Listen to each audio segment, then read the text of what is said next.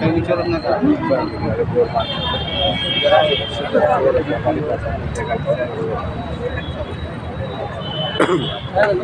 इतकी अडचण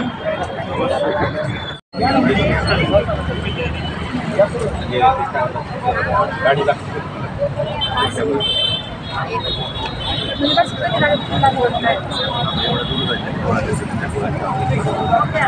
आम्ही हा संत शिरोमणी रविदास गुरुजी महाराज यांच्या जयंतीनिमित्त आम्ही आज आरोग्य शिबिराची सगळी व्यवस्था केली आणि विशेष म्हणजे आम्ही महाकुंभ मेळ्याचं आयोजन देखील तिथं केलेलं आहे. 90 लोकांना आपण कुंभमेळा प्रयागराज आणि काशी आणि अयोध्या हे तीर्थस्थळी आपण त्यांना सगळ्यांना घेऊन चाललेलो आहे. टोटल ते 90 लोक आहेत. जाण्या येण्याची राहण्याची सगळी सोय आपण याच्यामध्ये केलेली आहे. हा सगळा एक सामाजिक उपक्रम आपण रविदास जयंतीनिमित्त आयोजित केलेला आहे. आज तुम्ही आरोग्य शिबिर आयोजित केलं होतं, त्याच्यामध्ये आज सायंकाळपर्यंत किती रुग्णांचे जवळजवळ आता आमचा जो काउंट आहे सध्या तो 110 लोकांचा झालेला आहे. सकाळी आम्ही 12 वाजता अभिवादन केलं, त्यानंतर आतापर्यंत ही शिबिर चालूच आहे. साधारण 110 लोक आतापर्यंत झालेले आहेत. अजून 50 ते 60 लोक जे नोंदणी बाकी. हे जे सामाजिक उपक्रम आहे हा किती वर्षापासून तुम्ही आता हा आमचा खरं तर सामाजिक क्षेत्रातला पहिलाच उपक्रम आहे आणि इथूनही आमची सुरुवात आहे. पुढे आम्ही बरंच मोठ्या याच्यावर आम्ही उपक्रम घेणार आहोत. आरोग्य शिबिरामध्ये कोणत्या रुग्ण म्हणजे आजाराची तपासणी झाली याच्यामध्ये जनरल हेल्थ चेकअप आहे. आता त्यामध्ये जर काही सिरियस इश्यू असतील BP शुगर वगैरे तर त्यासाठी डॉक्टरांनी त्यांना मार्गदर्शन केलेलं आहे. पण एक नॉर्मली जे आम्ही बघतो आता कुंभमेळ्यासाठी जरी जायचं म्हटलं तर जास्त करून गुडघ्यांचे त्रास असणारे पेशंटची संख्या जास्त आहे.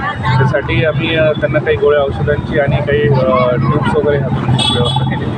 शस्त्रक्रियेची गरज नाही. शस्त्रक्रियेची अजून तरी डॉक्टरांकडून जी रिपोर्ट आम्ही आता घेतलेली आहे त्याप्रमाणे तरी शस्त्रक्रियाचं कुठलंही आतापर्यंत पेशंट आम्हाला सांगतो म्हणजे समोर आलेलं नाही.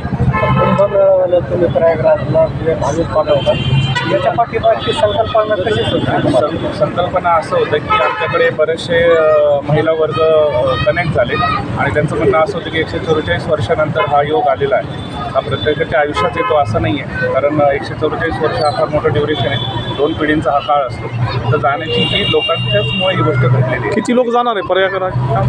टोटल 90 लोकांची नोंदणी झालेली आहे. अच्छा, याचं निवड कशी केली आपण? याची निवड आम्ही जास्त करून जे सगळे असे इच्छुक आहे आता याच्यामध्ये आम्ही काही रुग्ण पण आहेत त्यांची विशेष व्यवस्था करून त्यांनाही आम्ही पाठवतो आहे. आणि कारण ते सगळं लोकांचे उपक्रम इच्छेमुळे त्या गोष्टी घडलेल्या. आम्ही जरी त्याच्या निमित्त ठरलो असतो तरी लोकांचा प्रतिसाद एवढा चांगला होता. त्या लोकांच्या प्रतिसादामुळे आम्ही इथं शक्य करू. आता यांचा जाण्या येण्याचा खर्च कसा?